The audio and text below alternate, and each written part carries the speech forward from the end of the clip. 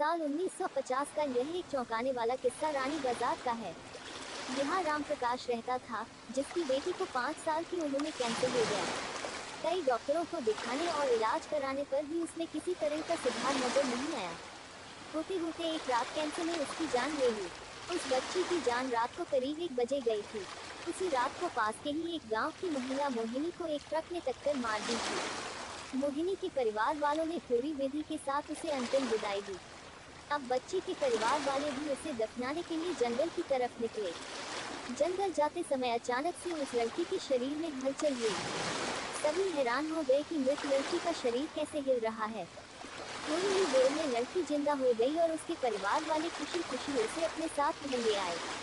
किसी को इस बात की भनक नहीं थी कि उस लड़की के अंदर उसी रात ट्रक से टकराने वाली मोहिनी की आत्मा घुस गई थी। बच्ची जब से मौत से लौटकर आई थी, तब से ही उदास और चुपचाप एक कोने में बैठी रहती थी। एक दिन उसकी माँ ने उसे खुद अपने हाथों से खाना खिलाया और मामा के घर लेकर जाने की बात कही।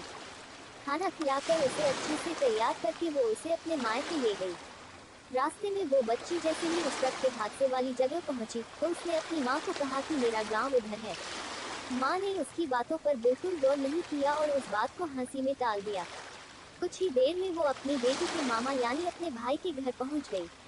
1-2 दिन बाद मामा जी के घर के आसपास ही बच्ची के अंदर घुसी मोहिनी को अपनी पड़ोसन सिमरन दिखी। उसने जोर से उसे नाम से पुकारा। सिमरन ने पलट कर देखा तो एक छोटी बच्ची थी।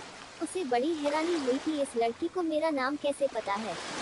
तभी मोहिनी ने अपने साथ बीती सारी बातें उसे बता दी। उसने कहा कि मेरे परिवार वालों ने मेरी मौत से ही पहले मुझे जला दिया था, इसलिए मेरी आत्मा भटक रही है। उसी दिन इस लड़की की भी मौत हो गई थी, तो मैं इसके शरीर में घुस गई। सिमरन ने ये बात अपने गांव जाकर सबको बता दी।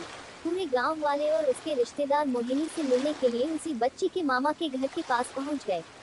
उस लड़की के अंदर रह रही मोहिनी की आत्मा ने सबको एक एक करके पहचान लिया।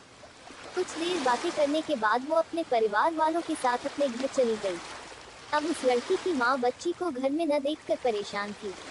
जब उसे पता चला कि वो कुछ लोगों के साथ दूसरे गांव गई है, तो वो उसे बुलाने के लिए चली गई। अपने परिवार के साथ खुश मोहिनी ने वापस आने से मना कर दिया। पास के ही लोगों ने उसे समझाया कि तुम्हें दोनों परिवार के साथ रहना चाहिए, इससे सभी को खुशी मिलेगी। तुम किसी एक परिवार को दुखी नहीं कर सकती हो। इस बात को सुनने के बाद लड़की के शरीर में रह रही मोहिनी अपनी माँ के साथ वापस आने के लिए राजी हो गई। अब वो दोनों परिवारों के साथ खुशी खुशी रहने लगी। कहानी से सीख, जल्दबाजी में किया गया है कार्य अधूरा रह जाता है, इसलिए कोई भी कार्य करने से पहले उसे अच्छे से देख परख लेना चाहिए।